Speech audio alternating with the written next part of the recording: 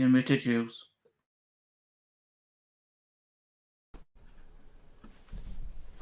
Hello there, and welcome to Autistic Radio. Here we are, every Sunday. We have a 444, where there's a drop-in, which isn't a live recording, but sometimes we put our voices out there to put out into a podcast. This part of the show is alive, and it goes out on Facebook and LinkedIn and also on YouTube.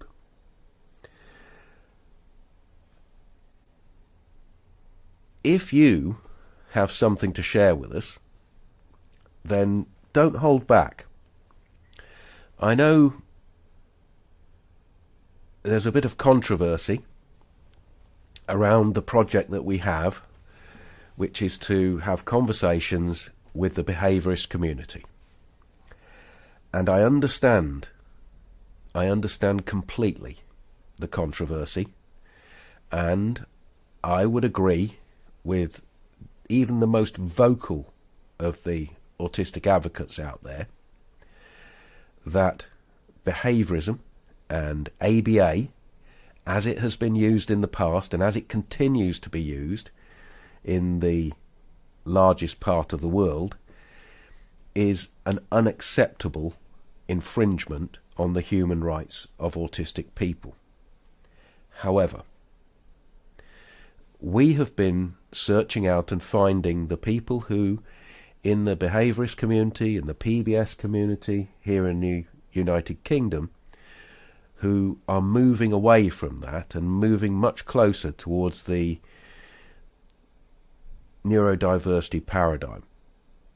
And even if it turns out that they are a small group, even if it turns out that they are the pioneers in change, I believe it's worthwhile doing everything we can to engage and encourage that change.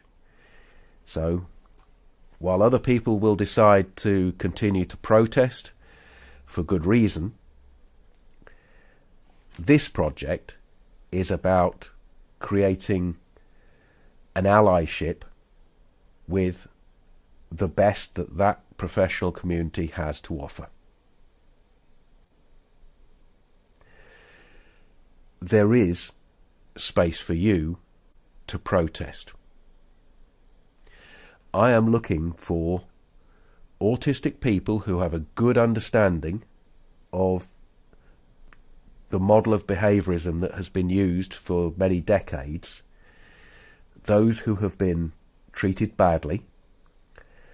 I'm looking for those people who can explain that and make that knowledge available through Autistic Radio. So, if you have something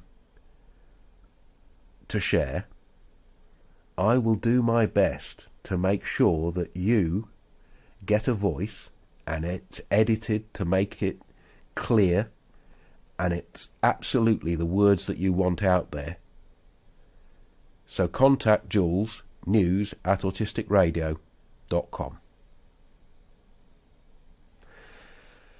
Hi Harry, I'm looking forward to the Facebook now because I've seen what you've been putting up there. Can I hand it over to you? Thank you, Jules. Good evening, everyone. This is Harry's Facebook for Sunday, the 27th of April 2025. And this is where we share the Facebook posts, This is where we share the most recent posts from the Autistic Radio Facebook page, and they have conversations based on the topics that are shared. And the first post is from Pandas Online, who's an author promoting acceptance of neurodivergence and support. And they're also involved in their own NeuroBears project, which promotes understanding of autism, especially through young children. And what they shared is regarding the feedback that they get. And they say, what is the feedback that stays with us the most? And they say it's from parents who say NeuroBears gave them space to finally talk with their child about what it really means to be autistic. That it helped them to see their child more clearly and help their child feel more seen. Neurobears isn't just about teaching information, it's about starting conversations, recognising strengths, and gently supporting young people to make sense of their own brains without judgment. And that's what makes it so powerful.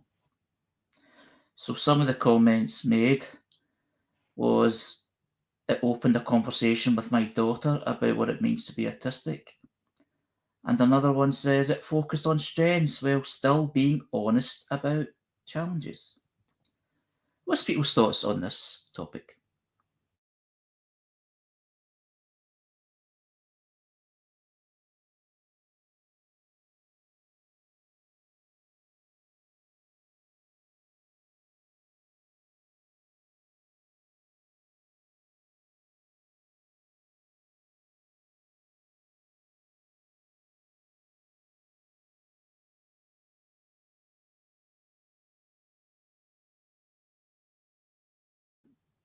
The reason I shared it was because we share a lot from Partners Online and Neurobears, and the positive language that comes from it, not faffing about. If serious issues need to be, tackled, which they are quite regularly, it's the positive language, it's the inclusive language, the inclusive approach, the understanding approach that it kind of brings across. And that's what a lot of people need. They need facts, they need information, but they need to feel understood, and not just understood, but a bit of comfort on it as well, because it's quite intense. And I just like the stuff that they bring out. They bring out examples like this and how it's helped people, how it's like, a massive positive change for a lot of people who have been involved in the project or who have known people that have been seen in the project. So that's the reason that I've shared it and I've started a conversation tonight with. Because we need a lot of that at the moment.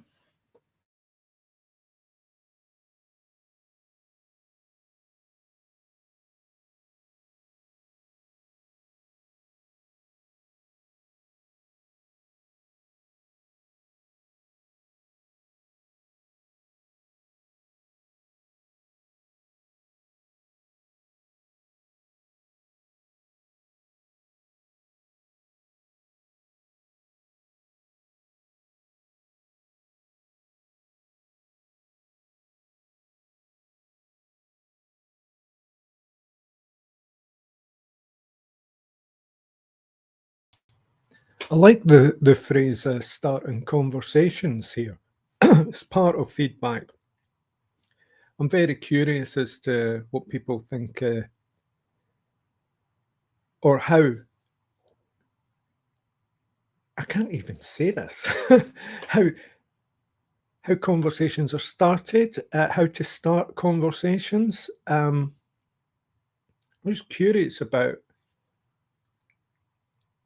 do they mention how this is done? I'll leave it at that.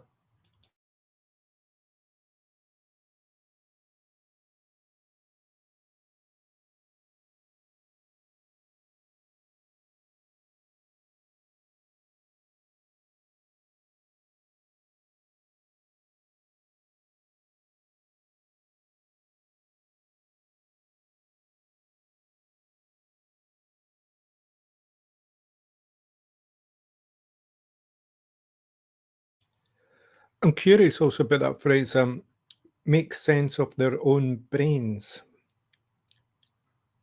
without judgment. I'm just going to sit with that and read this later, I think. That reminds me of something my son had said to me this week. He was quite annoyed that his teacher had said to him that she understood his brain, because he was like, how can she understand my brain if I can't understand my brain? And I wonder if there's something about that there in what you were saying, Raymond.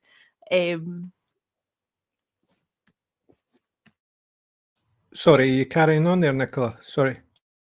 No, I was just fumbling about with the keys. No, it's like admitting you don't know your own brain is the start of a conversation, I think. That's where I think the fluidity is, because nothing's fixed there, nothing's structured. And it's that's what is resisted by the powers that be. And yeah, I think that's where the transformation is. It's just, sorry, I'm off on one.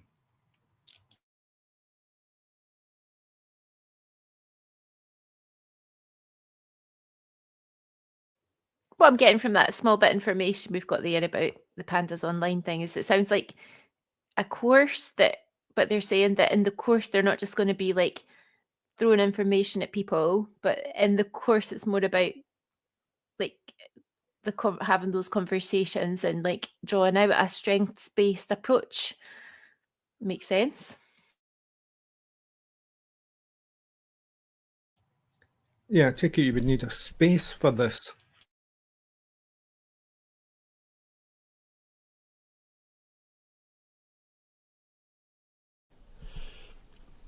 It feels to me that the attention behind it's a course, isn't it? So there's going to be worksheets and there's going to be online things.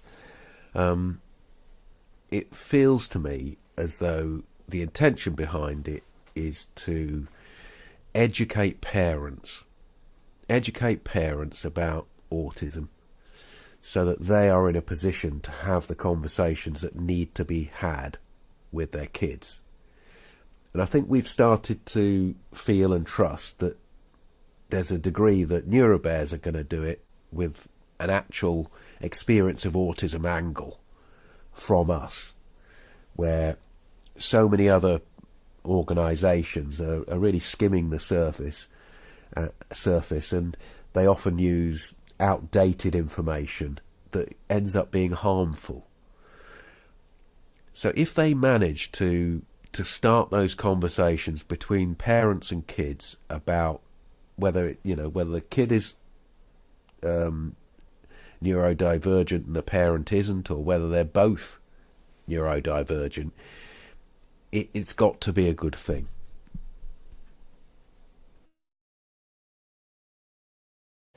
That's making me think about how do we feel about the idea that autism runs in the family? You define the difference there between, the child and the parent being both autistic, and then the child and the parent maybe not sharing that. Because if you want to create conversations and understanding, it might be around the fact that there's shared genetics. Yeah, I think the problem with genetics is that shared genetics is really a bit of a misunderstanding about the way genetics work. Just because you get two sets of genetics from two parents, you create unique individuals. Yes, there's more likelihood that a child of a neurodiverse person or people with neurodiverse people in the family, sorry, I use the word neurodiverse. Everyone's neurodiverse. I mean neurodivergent. Just because those genes, the ones that hold or influence neurodiversity and end up with neurodivergent kids, that doesn't mean they get expressed. So yes, you can have somebody who would never be considered to be autistic, and two parents that would never be considered to be autistic, but an autistic child. And that has happened many times. So just because there's so many examples where the parent looks at themselves after a diagnosis of their kids and starts to recognise something in themselves or their uncle or their family, we have to really think that in the majority of the cases, perhaps, we are really talking about the kids being different to the parents.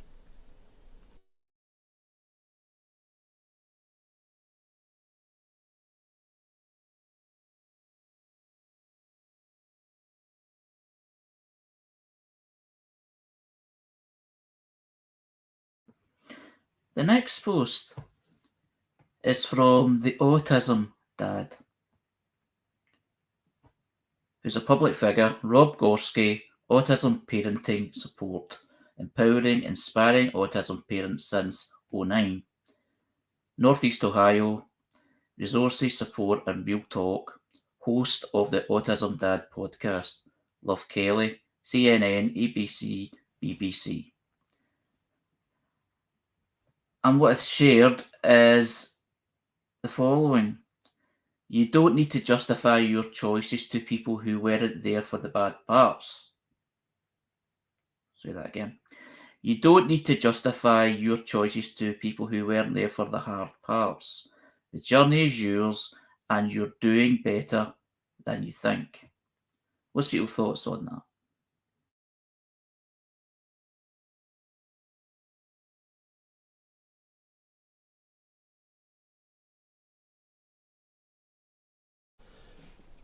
I've come across this before. It's a long-running podcast, and I think, from my memory, it's one of the better ones out there. And it might illustrate what I was trying to reach towards earlier, because I believe the parents are not people who consider themselves to be neurodivergent, and they talk openly to autism mums, basically, to people who are often criticised. So it's moving into that situation where there's so much difference between the parents and the kids.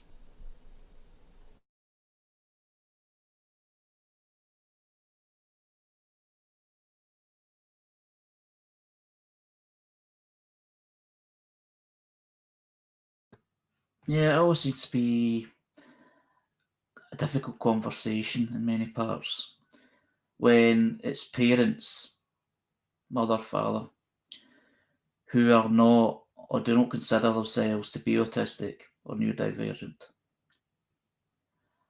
And the criticism that many of these parents have when they talk about how they've been parenting and how they're trying to get to understand their autistic child and the methods of what they've been doing and how to deal with certain situations, the behaviours, etc.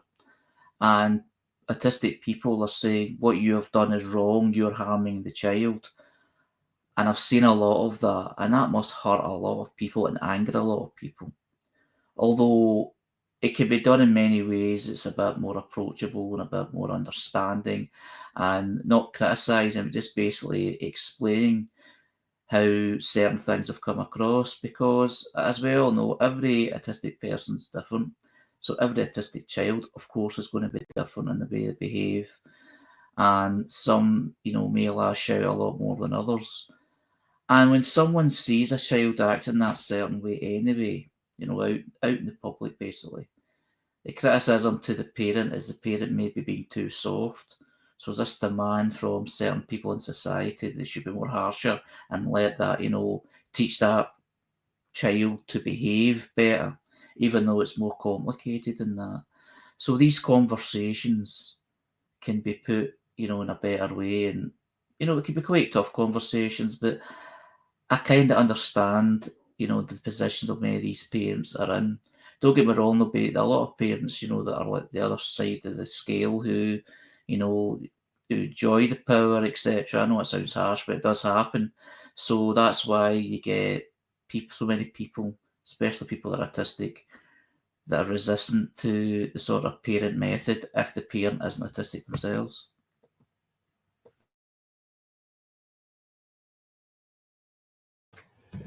So it's the parents who don't need to justify their choices as parents.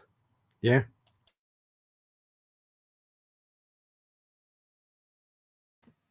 Well, that's what it seems to be saying. You don't need to justify yourself to everyone. You do the best that you can, and people aren't always there in your journey, so they won't have a complete understanding. And it's just basically a comfort, basically support to people who may be very hard on themselves because they feel that they may be doing a lot wrong because of criticism from others or even just self-criticism. It's just something that people need to read or need to hear, a wee bit of support that they're doing their best under the circumstances.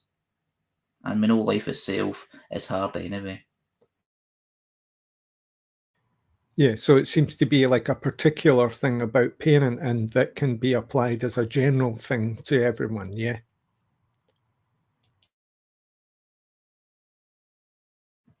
Well, yes. There's a kind of general thing about everything in a way. Even though there's no such thing as normal, there's this sort of kind of normality sort of kind of yardstick you kind of use as a measurement to what you're doing right or wrong, even though we know there's no such thing as perfectionism. Although in itself, people with autism do strive for perfectionism, but that's another conversation.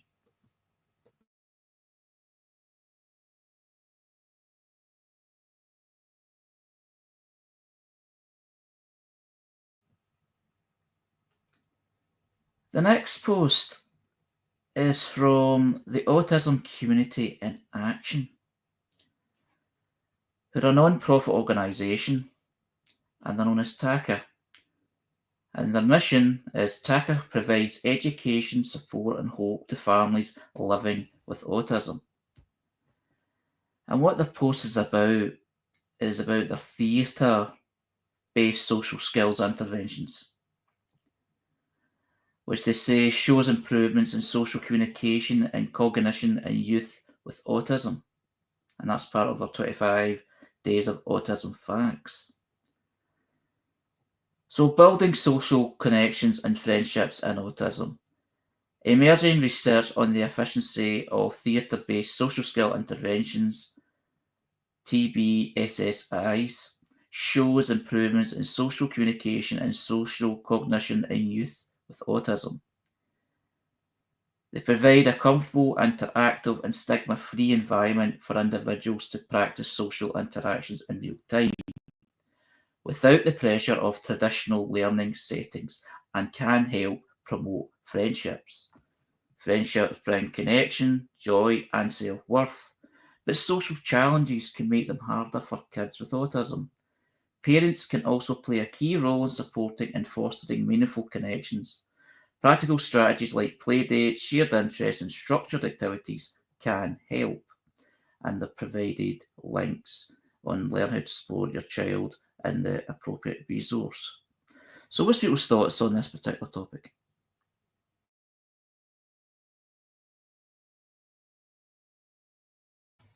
Well, I'm tempted to say that life is a performance anyway, so to get a wee bit more honest about role-playing and identities at an early age can be fruitful, I think. It was one of the things I enjoyed at primary school when I used to get signed off from going away to the swimming lessons and was left back with the others like myself who were then given a kind of play acting amateur dramatic session with a support teacher where we would act out stories, which was great. I could go a bit deeper on that, but I'll leave it at that.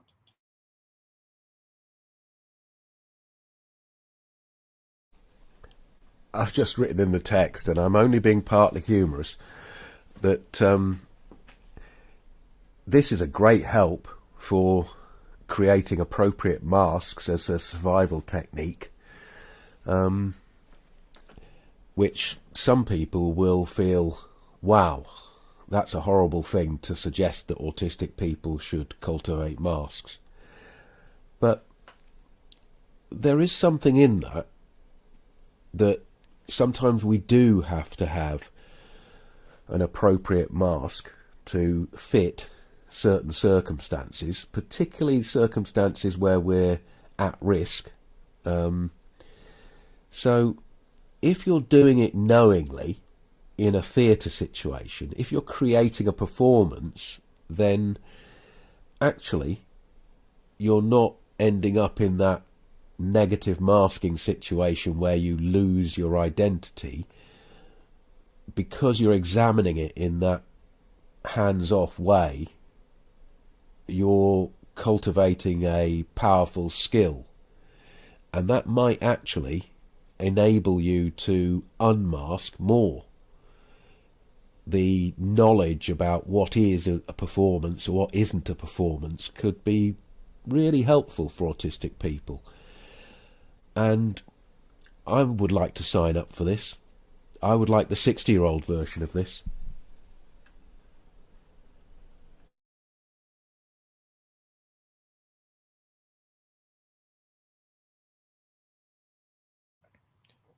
I was going to say maybe we could ask Robbie about improv nights, but he does more sort of like open mic, you know.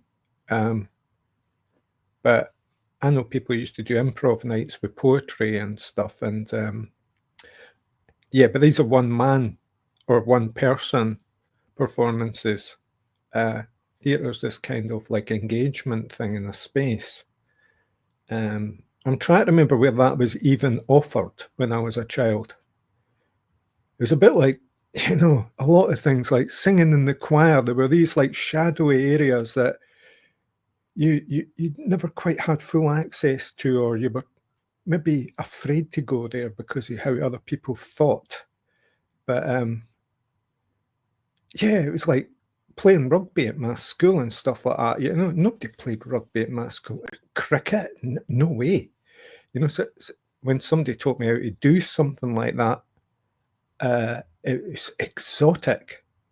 So, and that to me is what neurodivergent difference is all about, is this exoticism that should be like almost perfectly natural. Yeah, I agree. And kids having the opportunity to try something new. So many of our actors and our comedians and our entertainers are actually autistic, an unusually high percentage, I would put forward. So giving kids an opportunity to test it and try it out seems like a great idea. I want to go to the text because I have, you know, prompted somebody to point out something that is also true, that masks can get stuck and social skills are fluid. So what I said has to be taken in a rounder context. This I find insightful. Somebody's written that by 14 years old, you are having to choose roles without even knowing why you're choosing roles.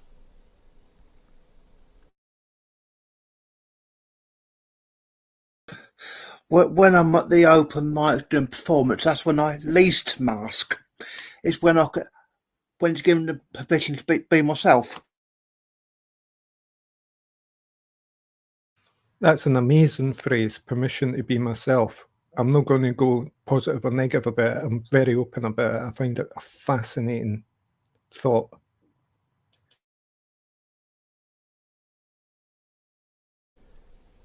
I think that permission to be yourself, if you're an adolescent,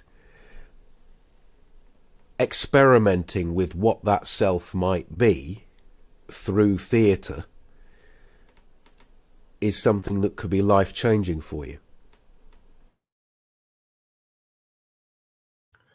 Well, yeah, you could end up like at a very young age being open to discovery and very fluid, which means that later in life, you incredible adaptation and, you know, openness. And that's why I think that post about being 14 and having to choose roles is like, these demands are made upon you, you know, and at a time when you possibly don't even know how to cope with that.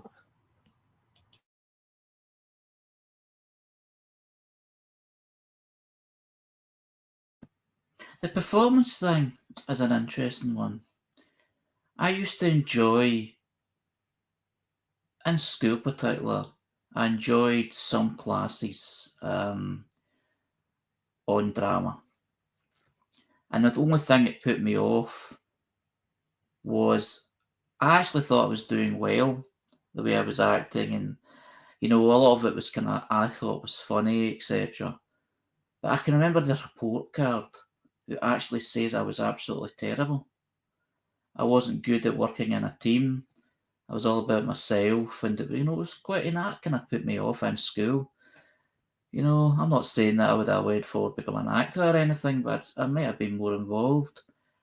But what I've done since, and is perform reading out and stuff that I've written, like poetry, for instance, and I've done reading stories, but poetry is the most thing that I've done.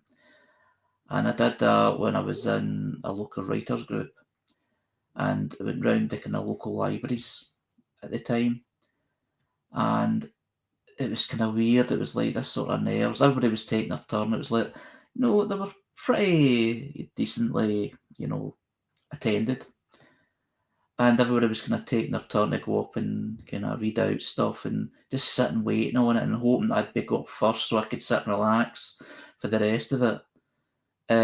Was quite an experience. But see, actually being up there and doing it, it's just like it was automatic. Thinking before it and maybe overthinking of what might happen, like a bad thing might happen, I'll slur my words or I'll fall over. That always played my words when I was up there, but played my mind bit when I was up there and just did it and I read kind of through the poetry. And then after it, whether people liked it or they're being polite, there was always applause. It was such a great feeling. And you wanted to do it again because it was a great experience. And it was also great to see other people who that you're aware may have had confidence issues, not just people with autism, but anyone who went through these groups and they went up and they read out a story or they read out poetry, and sometimes they even done a song, although that was rare, but they did do it. So performance is such a great outlet for so many autistic people. And you can see why people that are autistic that do it, especially actors, when they're actually performing a character, and generally a character who's someone else, obviously. So it just opens up this great kind of thought and conversation. And the mask conversation as well, because you're generally playing certain characters to mask yourself when you're in conversations to the situations that come up and to what you're preparing as well. So it's really interesting, the conversation that we can take from this.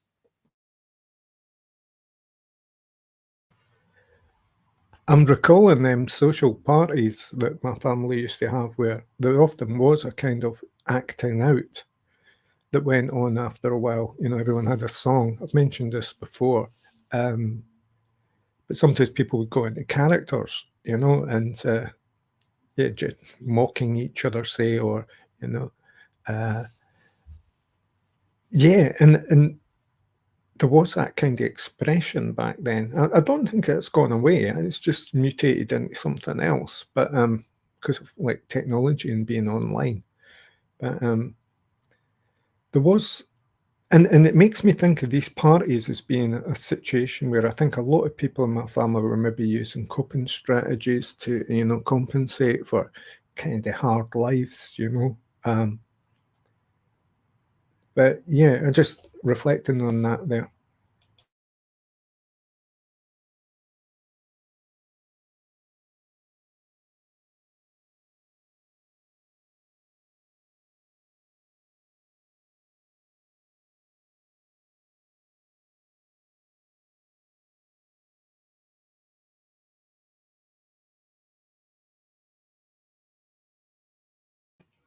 The next post is from Embrace Autism. And they're a mental health service, a science website and diagnostics centre. Research-based information and empowerments by autistics for autistics. Embrace your advantages. And what they say is this: autism is like cake. It can come in many different flavours, slices, sizes, shapes, types, or ingredients. But at the end of the day, it's still cake. Someone's autism might look different from the outside or result in different types of behaviours, but at the end of the day, it's still autism. What's people's thoughts on this? Basically, it's bringing up individuality and how everyone with autism is different from each other.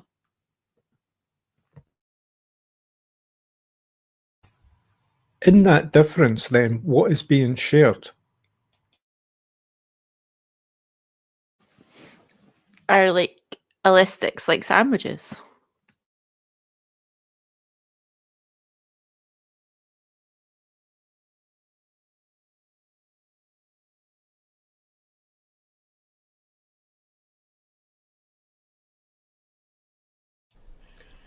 If we're going to split into sandwiches and cake, can we be the sandwiches, please?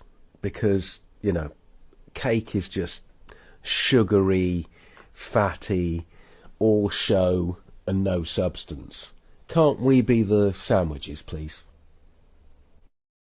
Is the point being made here that cake is shared, whereas Nicola's offering of sandwiches is more a sort of a personal issue?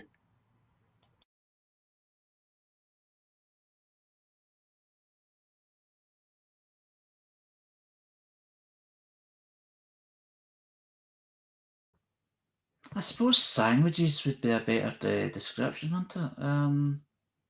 I suppose there's the kind of humour that we have here anyway.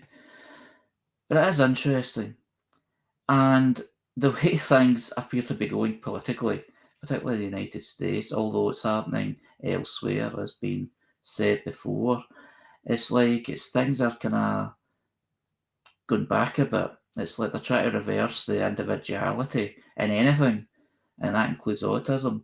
They're trying to kind of put it all in a big block, this big information. If you're autistic, you're this character, you behave this way, you look this way, and you know, it's just like there is no difference, although it's a lot of nonsense because everybody's different from each other in general anyway, no matter what you are or what you do or how you describe yourself. We're all individuals. And I just like these simple kind of diagrams, or even if it does seem a bit silly, but they're supposed to be silly and fun, I'd imagine, I'm guessing, to demonstrate the differences in everybody, just to prove the point, because there's so many stereotypes out there for different things. It's good to break them down, even in such a silly but fun way.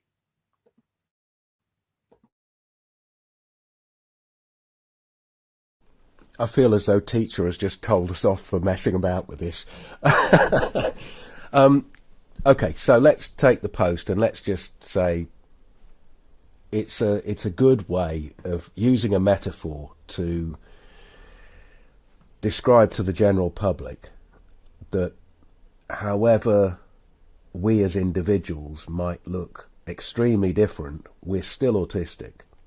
And however you might look at Jules on a good day and say, what the hell's wrong with him?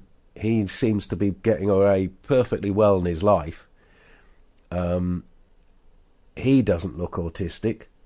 He doesn't fit my model of what autism is. You know, cakes come in lots of different shapes and sizes, and so it's about variety. So, yeah, okay, good metaphor.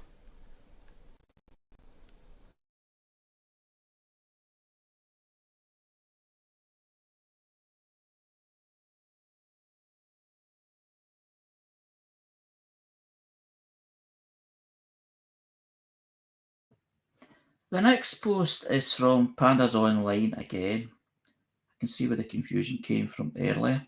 Didn't realise I shared it twice, but I'll share it now. So it's from Pandas Online, and as said earlier, they're an author promoting acceptance of neurodivergence and support. And what they spoke about in this post is about neurobears again, and what neurobears is. And it says neurobears is dedicated to providing young people with effective tools and strategies to manage their sensory environments. Our aim is to empower them to navigate their daily experiences more comfortably, ensuring that they have the resources to adjust their surroundings to suit their sensory needs. What's people's thoughts on this?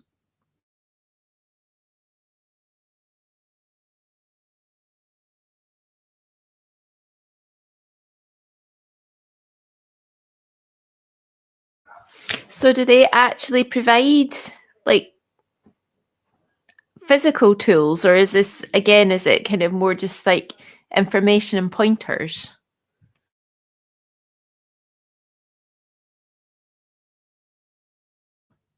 From what I've read, I'll need to look at it again because I look at that many different things. From what I've seen, it's something that does actually provide tools.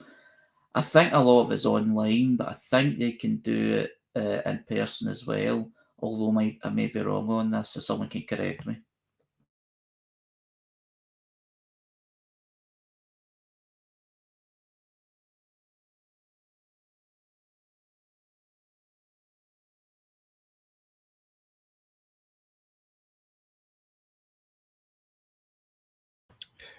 Isn't Neurotypicals Don't Juggle Chainsaws a podcast with a quite well-known, is it comedian, poet? And I'm trying to remember the other person. I recently watched a podcast of theirs with a guy whose name has escaped me now, who presented the science show on Radio 4 with that other guy whose name I can't remember.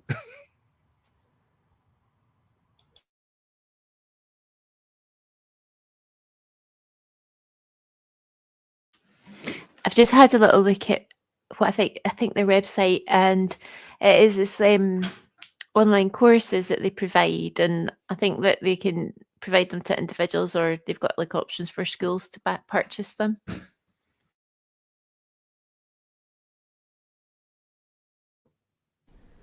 I've got a bit to read here. Through Pandas Online, I hope that I can raise the voices of autistic people, provide safe learning spaces, information and signposting to the autistic community and those that care for or work alongside them.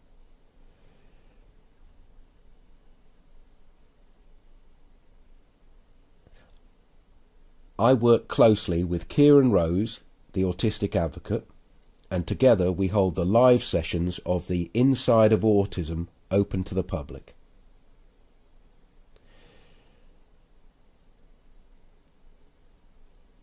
I'm a mother to 2 children and married, and we are all neurodivergent. My eldest child also runs their own advocacy service, Zap Advocacy, who I support for safeguarding purposes.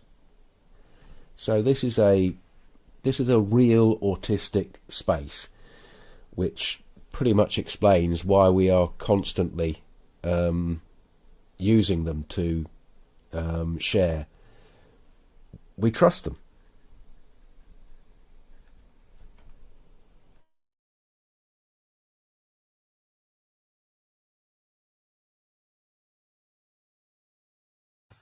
Do they do things like visiting schools? I remember when I was young, we used to get a certain afternoon during the week that was called social education. And usually you would get some kind of minority group coming in or support group coming in to talk to you about adult issues and offer support if required. And it's making me think back to that. It's like there's a certain amount of advocacy in the autistic and neurodivergent community. Would that even be allowed, and given in the current climate? You know how there was such a controversy about trans people, appearing in social settings. You can imagine if neurodivergent people turn up at schools, but I'm sure they do. I'm sure it must be happening to a certain extent. Maybe I'm wrong.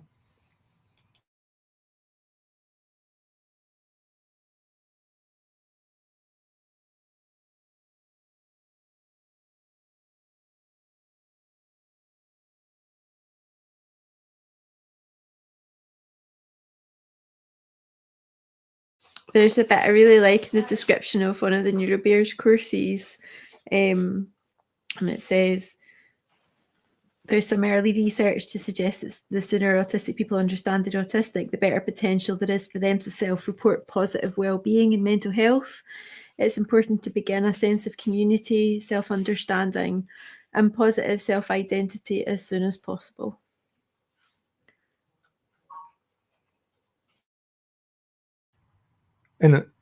Is that in a school context, like a young person context? I mean, what kind of community would that be? A community apart from general community, or I'm wondering how that would integrate into general community. Well, like, it looks like it's a like I saw there. I think it looked like it costs about £45, and it looks like a course. It's like, you know, targeted for parents to do with their kids. And I know that there was a school option there too. But like, I guess like from my son, it was like 2 years ago, and he's like, he really has developed like a positive identity, and I'm really glad that he got his autism identified then. And I feel like it's helped him to click into different communities that have been supportive for him. So, is that what you mean, Raymond? Yeah, yeah, partly. I've noticed that with neighbours' children and stuff, you know, in the current climate, that schooling is, I mean, you'd always imagine sometimes that maybe there'd be a lot of difficulties there as well, because are you deemed unusual? But, or, you know, like special case. But I suppose it's not any different for somebody like my friend at school who was asthmatic. We just had to like adapt and make, you know, help out with them at times. So, but the positive reinforcement at a young age is dead important. Yeah, that's really good, because for anybody, not just autistic people.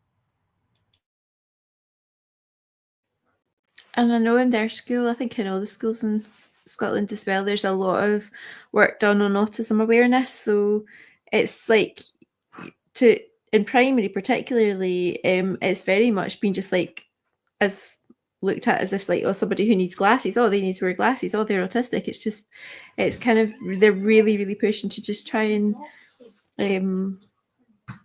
you know, help everyone understand that as well. So like when Ted's shared with friends of his, they're like, oh, okay, like it's no big deal. I think that's something we as Scots should be really proud of, that we have a kind of state with its government that looks after those situations, you know, takes care with them, and doesn't seem to be fully what's the word I'm looking for? Tied into this general blue wave that's running around the world. Nothing against the colour blue, it just needed an adjective there.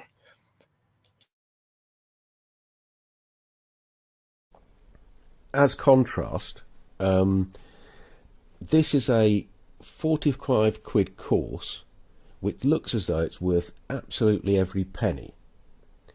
And in Scotland, we had a group of professionals where it cost £2,000 per person to put an inadequate course out for the late identified adult like myself. So there's a very mixed bag here. This is entirely neurodivergent, this organisation, and it puts it out for a tiny amount of money. But the actual professionals out there are on a gravy train.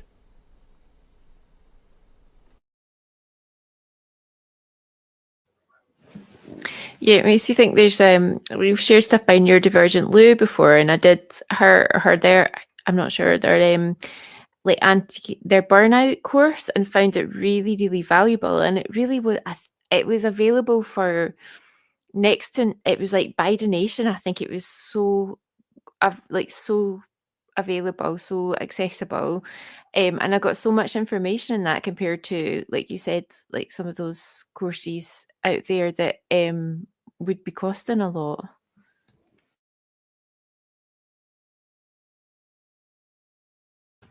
I was just making the point that school itself, you know, state-funded schooling, seems to be generally in a positive state of health in this country. I may be wrong.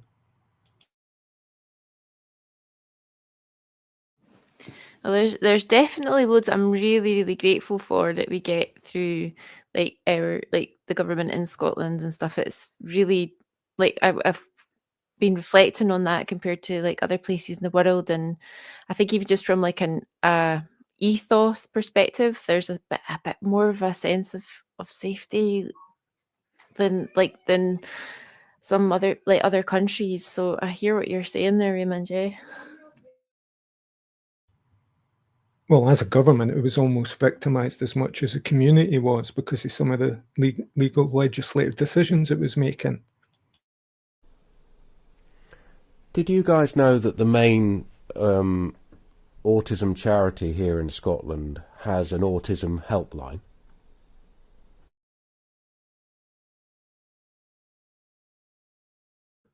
No. No, neither did I, until I looked for their accounts. Off the top of my head, I believe that they get a £700,000 grant to run a helpline that is not advertised, works about 3 days a week, and people can't get through to it.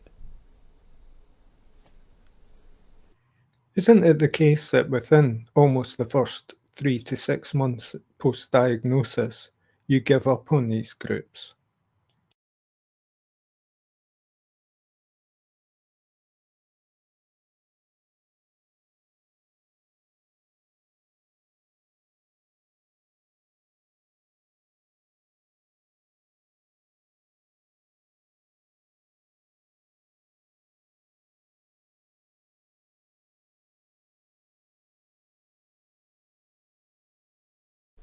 Another bit of political information here in Scotland is that Ayrshire, one of our regions, has just stopped adding people to the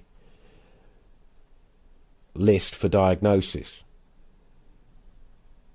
because they say that it's impossible to diagnose these people, but also they would be expected to create services for that number of children.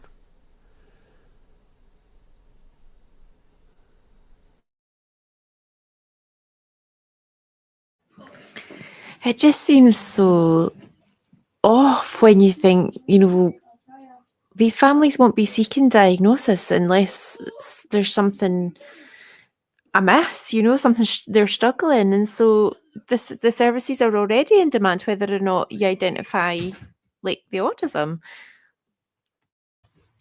But isn't it the case that a lot of health conditions are suffering from financial restrictions? Yes. Unfortunately so. And the autistic services for autism is suffering as well because of it. I mean, I do recall that this was kind of done through the news. I think it was done also through services that are highlighting the because it's such a massive issue and a massive crisis, is that there were services in Stirling Way, Forth Valley in Scotland, which was basically cutting a lot of its services as a budget savings practice, which is happening all over Scotland, including my own area, Western Bartonshire, which I don't think there is a lot of autistic things anyway. But yeah, that's what you're up against as well. Is there's definitely a need and a demand for things to be in place.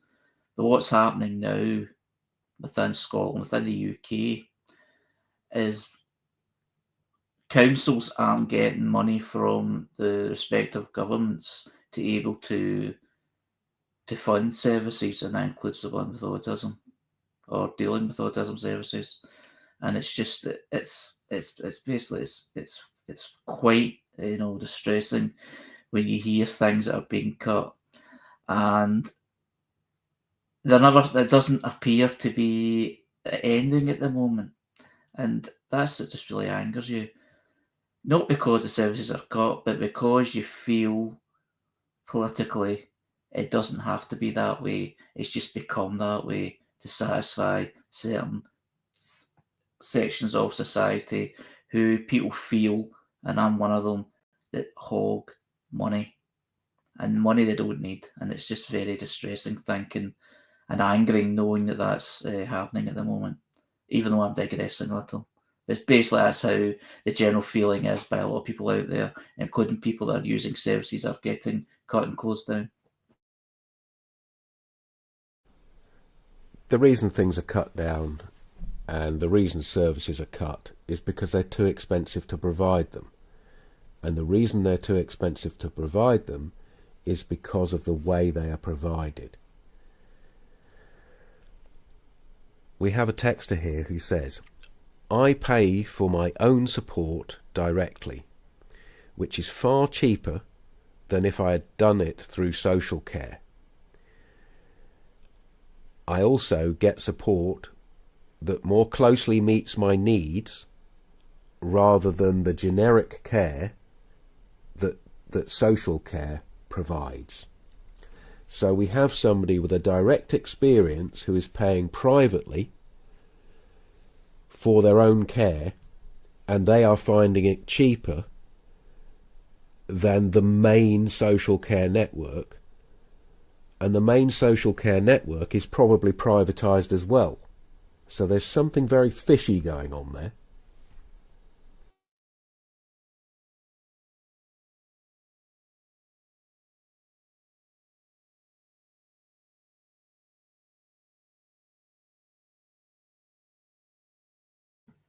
The next post is from I've Been Autistic All Along, who's a blogger, sharing my experience of late diagnosed autism and ADHD with memes, cats and sunsets sprinkled in. Qualified autism peer support worker. And what they've shared is about belonging and fitting in. And the quote's coming from, it's a quote from an upcoming book, I've Been Autistic All Along by Cara Lee, who's providing this post and who's we've shared from, who is autistic all along. I've been autistic all along. And what they say is if you're not living close to an authentic version of you, people don't really like you. They like your mask. That's fitting in.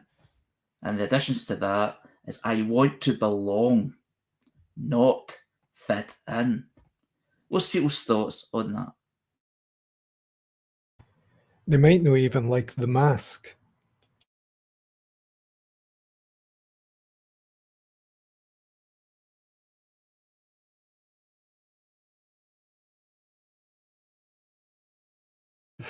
Something I really relate to. Something it took me best part of 50 years to realise.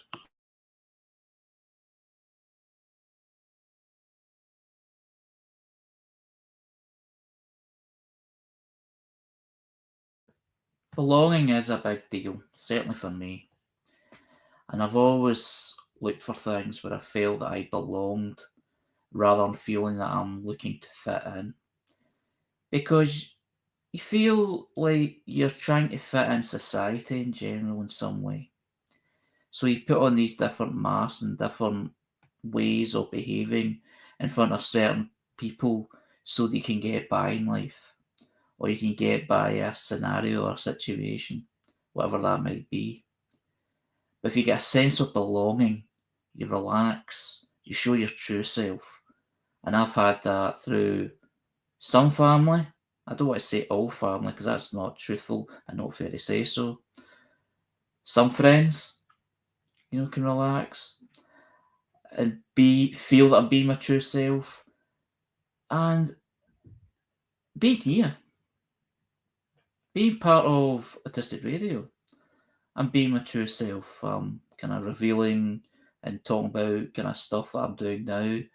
And this is my true self right now. The only difference between my total true self and this, I would say mask, but this, personation of me or presentation of me is that I'm speaking a bit slower because I'm online and I want to make sure that people with different accents and the people that are listening in themselves can understand what I'm saying.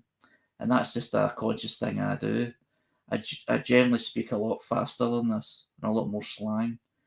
So I'm actually saying, quite strangely, that this is bringing out my authentic self, whilst also saying that I've put on some kind of presentation, which basically is a mask, although I'm not masking up. I'm just slowing down the way I speak, just in terms of communication reasons, whether that's overthinking it or not.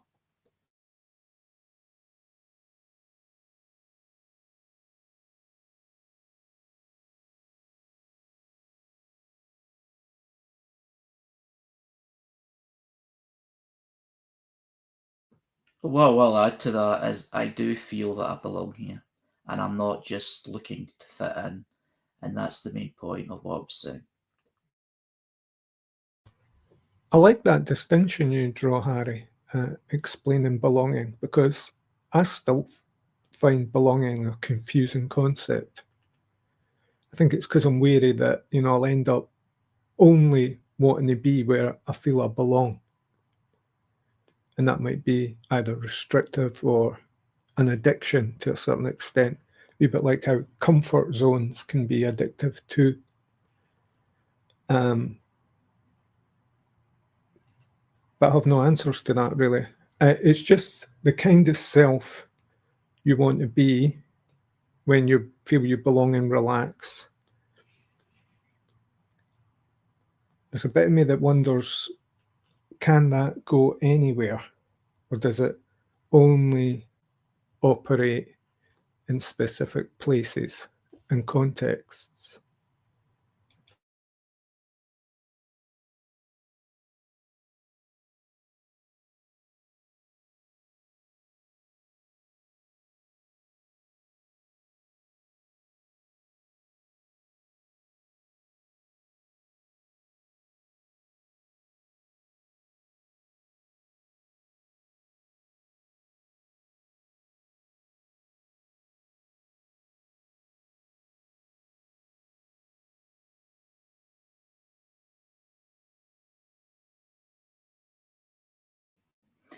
The next post I'm moving on to is by the Autistic Teacher.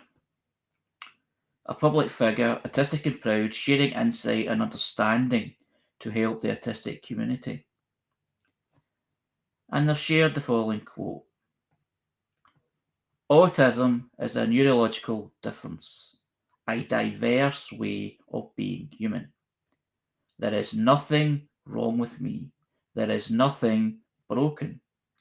I see, hear, experience the world in an autistic way. While autistic people share some similarities, we are also very, very different. We are all unique, and that is a beautiful thing." Most people's thoughts on that. It kind of continues the theme of what we'll be discussing earlier tonight.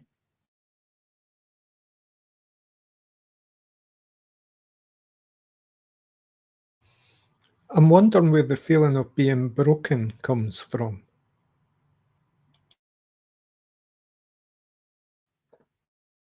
It's more like people are being told they're broken or made to feel broken by the society that they live in.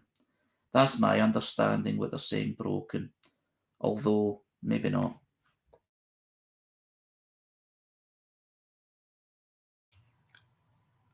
And I suppose it depends when you're told that, whether you accept that or not, whether you have the strength to reject it or just take it on board because of the sense of community telling you these things.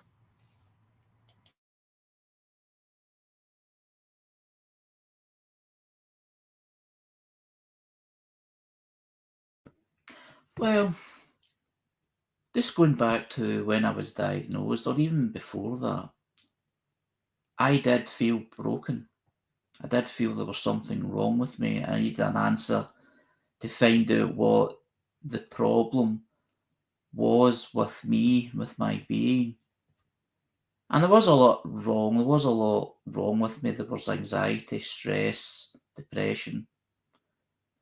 But then getting a diagnosis of what was called at the time Asperger's syndrome, that sounded like something I was broken and I needed to get medicine, but there was no such thing as medicine. It was incurable, as it was said at the time. It's a lifelong condition, a lifelong disability. You've got it, you've had it, you've got to deal with it. But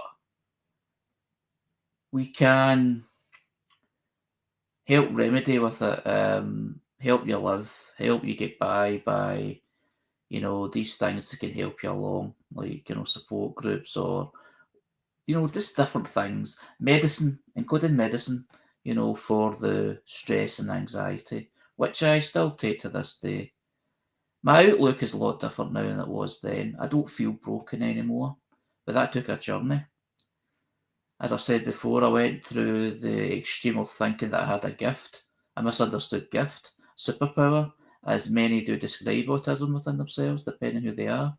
But now I just feel it's just the way that I am, and it's just a different outlook, and it's just the way society tolerates or doesn't tolerate how I am. So I don't feel as bad about it as I used to.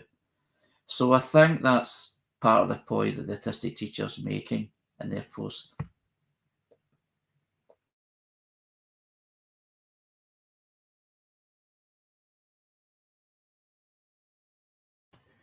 Yeah, I can empathise with this feeling like you may feel like you've landed on the wrong planet, which is kind of what I felt. I never felt broken necessarily. I just felt like I was on the wrong planet.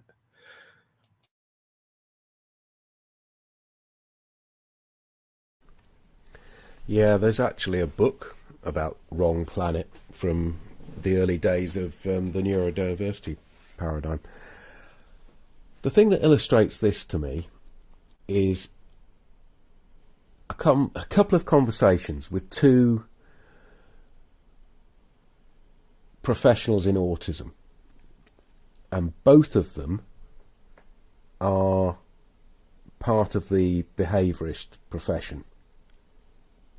One of them described a situation where they themselves are neurotypical, but they have an adolescent daughter who is now seeking an autism diagnosis. And the conversation I had with them were the pros and cons of getting that label. But they felt it was out of their hands because their daughter themselves had decided for themselves that that was appropriate for them and that was going to be a benefit to them. And the other conversation was with an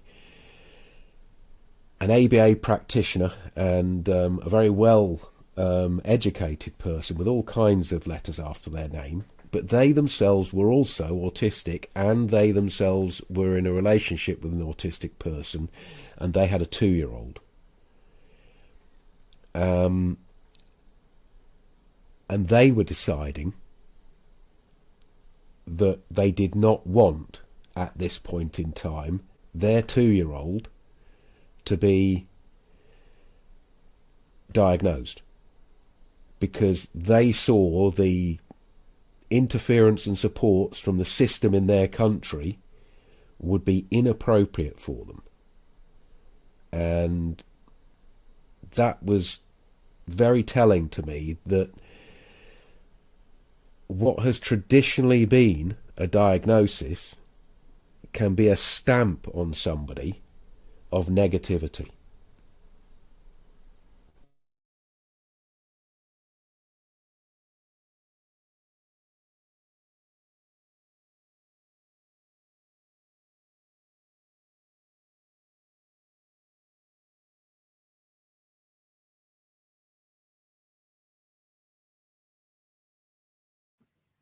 The next post is from the Neurodivergent Experience. Public figure. The Neurodivergent Experience is a weekly podcast dedicated to exploring the vast world of autism, ADHD, and more. It's hosted by the autistic photographer Jordan James and Simon Scott. Being neurodivergent is often shrouded in misconceptions, stereotypes, and limited knowledge. While our experiences may overlap, no two stories are the same. Hosted by the autistic photographer Jordan James and Simon Scott, the Neurodivergent Experience is the weekly podcast dedicated to exploring the vast world of autism, ADHD, and more. Through this podcast, we aim to challenge those misconceptions and dive deep into the diverse experiences of those in the spectrum by sharing our personal stories and exploring topics like early interventions, sensory processing, education, employment, and much more. Each episode will feature insightful conversations about living in the spectrum with guest experts, advocates, and allies who are passionate about creating an inclusive and accepting world. Whether you're neurodivergent yourself, a friend, a family member, or simply curious about this extraordinary way of experiencing the world, this podcast is your guide to unraveling the neurodivergent experience.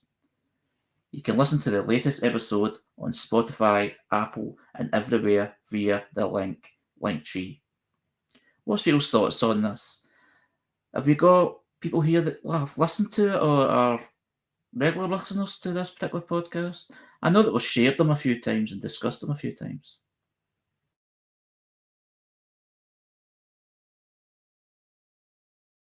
No, I haven't listened to it. I don't listen to a lot of neurodivergent or autistic podcasts. Maybe an element of burnout there. I'm wondering, do people feel that, at times that you can pretty much be too much in that zone?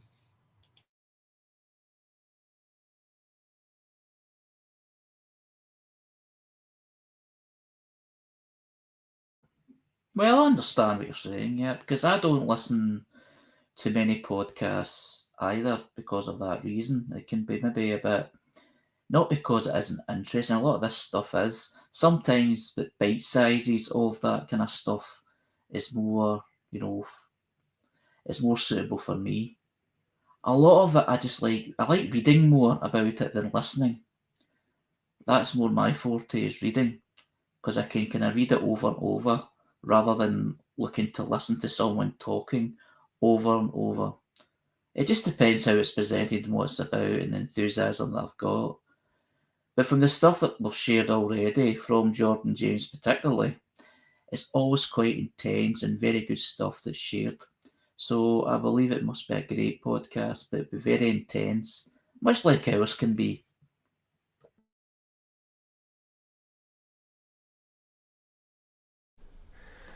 Yeah, I think much like Ray, if you've spent time taking part in a podcast, researching a podcast and editing a podcast, you want some time off from it. My general feeling is that a lot of the podcasts that I have tried to listen to in the past haven't been edited, and they've had people talking over each other, and just the format of them have been too difficult for me to take on. I've been sent some podcasts that people have wanted us to broadcast, and I don't quite know how to approach the people and say it doesn't fit really. I'd have to do an awful lot of work on them to make them so that I would listen to them. Hopefully these guys have got their act together, because they seem very professional, and we should always encourage, and I always encourage people to seek out other different bits of information. So, I'm sure the content is lovely. I'm recalling now, I did listen to one of their podcasts in the early days of my involvement here, and it was quite passionate, as Harry has reflected upon. Yep.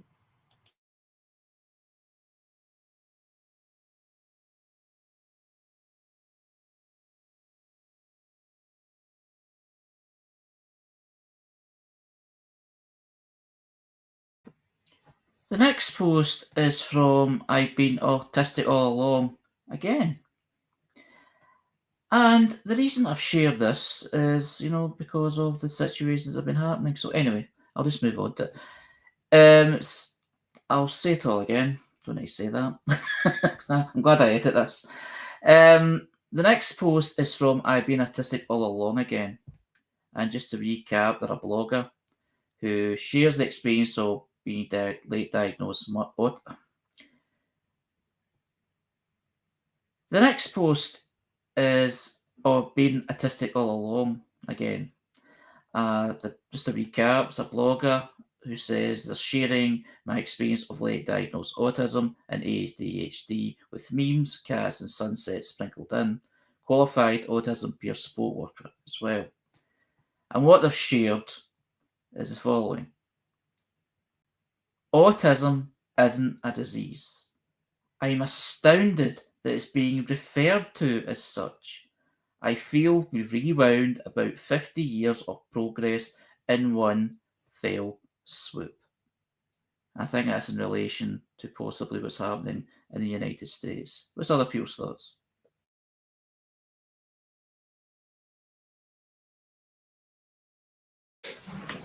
We touched on this a bit earlier in an earlier discussion today, and it feels like all of the learning that there is to do about autism, like there's some powerful people at the very, very start of that information, and like whether or not they're going to be willing like to actually learn, or if this is just like just nastiness. We'll find out, I suppose, won't we? I'm going to pick up on the word disease because it's quite a heavy word. I mean, if you replace that with health condition, is that what the powers that be in the world currently are promoting? Is that autism is a health condition? Do we consider autism a health condition? Or are the powers that be denying even the existence of autism? Well, I'm sure they are particular about the kinds of autism that they will accept. But I'm uncertain about all this.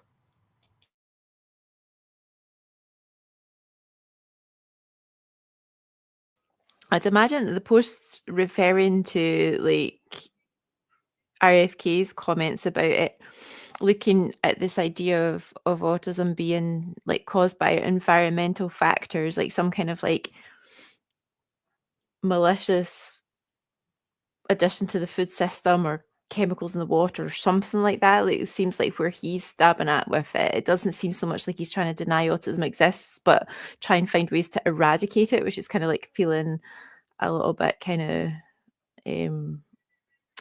a bit like 1939, kind of 1939 to 1945. I'd be curious to see what environmental factors they come up with and how they're going to, what's the word I'm looking for? I can't find the words today. Gone.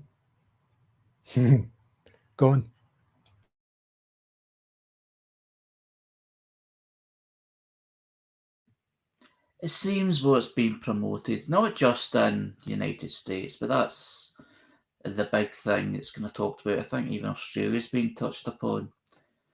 It's like they're trying to reverse the concept that people have fought for quite a long time, 50 years, in terms of getting people to think of autism more positively than they have before. It's looking at it as a health condition that must be cured from. Although it's been said and tried to be educated that autism is not a condition, it's not a disease, it's not a disability. It's a different way of how the brain works. And it only looks like a disability from many people because of the way society is structured to a way that a certain brain works. And some people can deal with it a lot better than others. But people with autism, it generally makes it very, very difficult to live life in a way that autistic people should live. And I think they're just trying to reverse all that, saying, oh, it's something that's caused by something. Like it wasn't that long ago. Well, it is a long ago. It doesn't feel that long ago that I was in a protest in Edinburgh because it was believed at the time that the MMR vaccine jag caused autism. And it was in a kind of, and it turned out not too long after that it was false information that was being spread out there. And I think the fear is now that there's going to be false information or exaggerated information. Because sometimes what people do is they use a truth, but they amplify it. They create a story around it. So it's not the full truth. I mean, that's how politics works in general. So if someone's trying to sell something or sell an idea or get an ideology out there, they're going to use it in a certain way. And I think that's what they're trying to do with autism, because they don't like that. I don't think certain people in certain positions like people feeling more freer. They want people to feel like they're on shackles so that they'll do as they're told. Yeah, Dr. Wakefield falsified results and committed fraud and was found out. The issue we have at the moment is that autism, profound autism, as it was originally seen, was very much part of the health sphere. And things have developed to see autism as not a health disability, but much more often amongst the population as a social disability. A health disability is something that you can make money out of. A health disability you can create drugs for, you can create training programs like ABA, and you can organise a medical structure around insurance. But a social disability would require you to adapt society to include people so that they were no longer disabled by the society around them. And so the power structure tends not to want to adapt the way things work, because the way things work generally works for those people who are accumulating wealth. So if we look at the United States at the moment, where we have this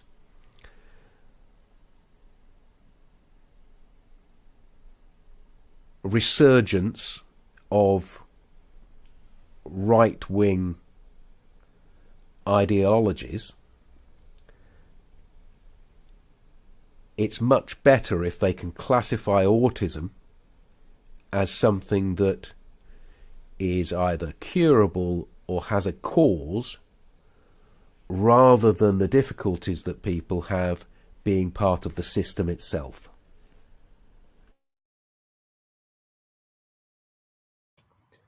Or even lack of definition. That really gets the cat among the pigeons.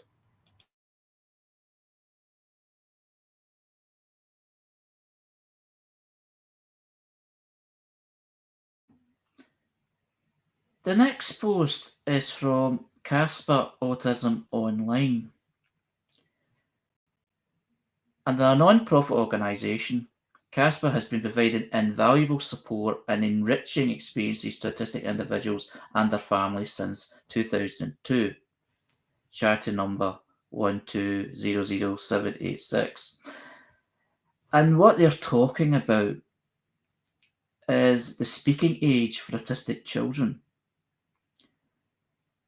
And they say the average speaking age for autistic children is 18 months later than neurotypical children, according to kennedykrieger.org.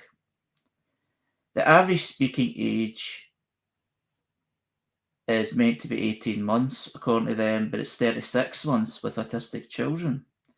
And they say these findings highlight the importance of understanding that communication skills can develop later in autistic children than for neurotypical children. When things just happen to take longer, patience and understanding is key. And and Diversity Doodles actually made a comment on this to add to it. And they said that my kid didn't speak till 3 and then immediately spoke in full sentences. They did exactly the same learning second language. Not a single word, then straight to full sentences, which illustrates that a delay doesn't mean disability. It just means taking longer to learn, which is just something different. That's what I'm taking from it. What's other people's thoughts?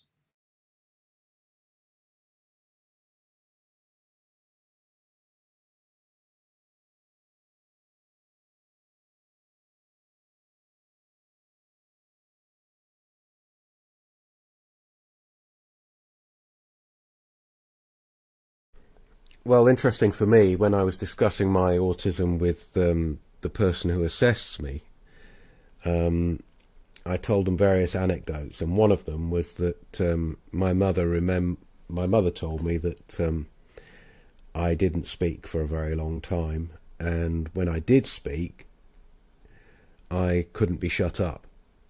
So it seems to fit quite a lot of autistic people, this experience.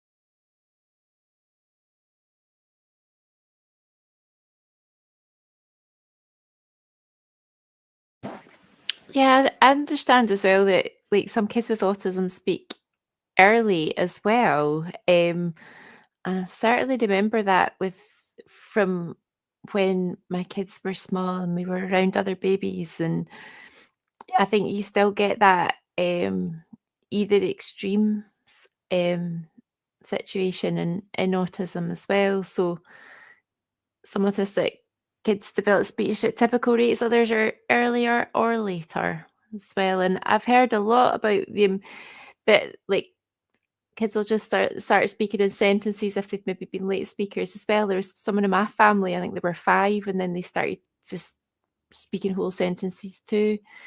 It's interesting. I was an early reader, apparently.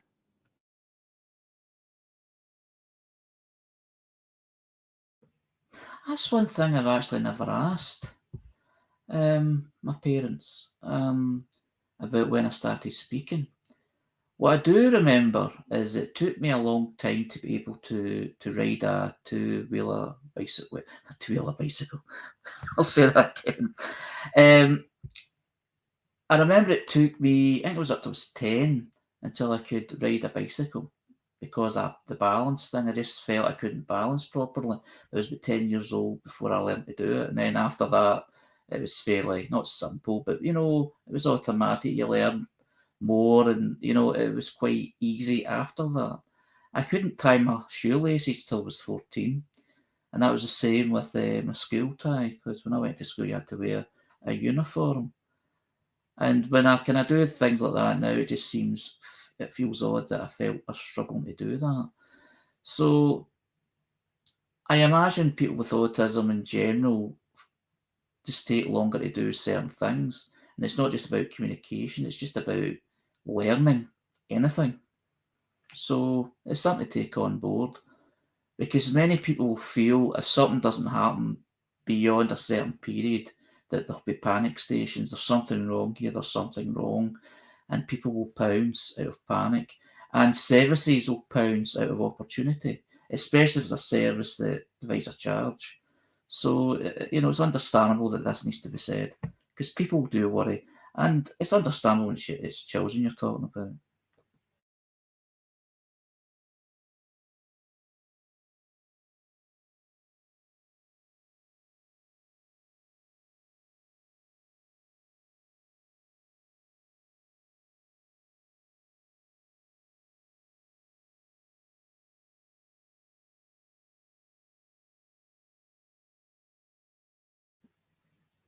The final post for this evening is from the Autistic Civil Servant, a disability service, public service blogger.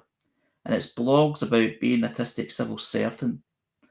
It's blogs about being an autistic civil servant, written so other autistic civil servants. Blogs about being an autistic civil servant, written so other autistic civil servants don't feel alone. And what they say is, we autistics need to reclaim our past and learn how to manage, but not obsess about the traumas that happened during the earlier times or less understanding. The message of Easter time is about renewal and rebirth, putting the past behind us and moving on to better things. What's people's thoughts about that particular message?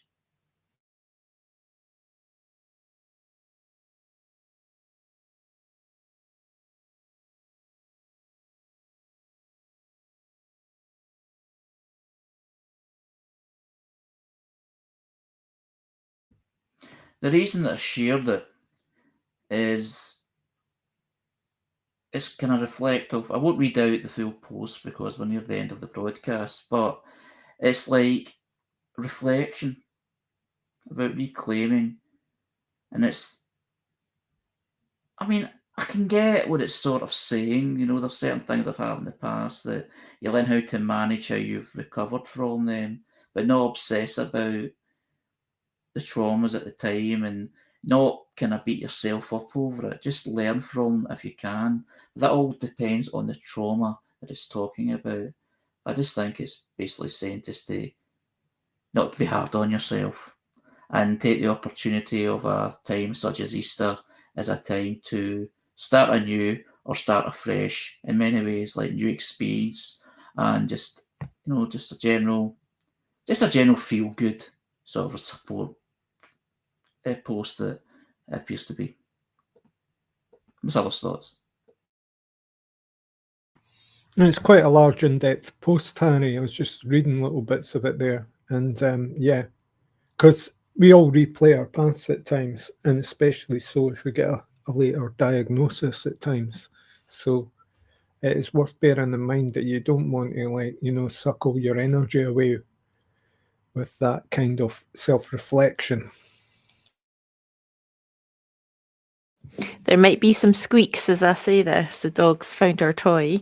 But I wanted to say, I think when traumas are big or compounded, sometimes it is just really impossible not to be aware of them. If somebody's having a lot of flashbacks and a lot of experiences like that, it's I think I see what this post's saying, but I think it's it's hard to learn how to manage that. There's some quite good resources out there. Pete Walker's work on complex PTSD I'd recommend to people whose pasts are challenging for them to get over. And I think it's important, and it frees up an awful lot of energy for the rest of life to be able to kind of find ways to take care of these. So yeah, I think it can be really hard when the past's pulling you away from the present. I'm glad you mentioned that it frees up energy, because it is empowering at times to reclaim things and to understand them even. Well, thanks. That's a great end to the conversation for tonight. That's all we have time for. But it's been great. We went through quite some intense topics, but also light-hearted as well, which I thoroughly enjoyed. I hope everyone else did also. So thanks to everyone who's took part tonight, and thanks to the people who share these posts that we discuss in our podcast. So this is Harry's Facebook for Sunday, the 27th of April 2025. And it's part of the Spectrum Voices conversation, which happens live 5:55 p.m. to 7:30 p.m. UK time every Sunday. And we're always here every Sunday, apart from some exceptions during the year. So thank you once again. I enjoyed tonight, and I'll now hand over to Jules. Thank you, Harry. And this is the part where we go straight into what we're doing here at Autistic Radio and remind people why we're here.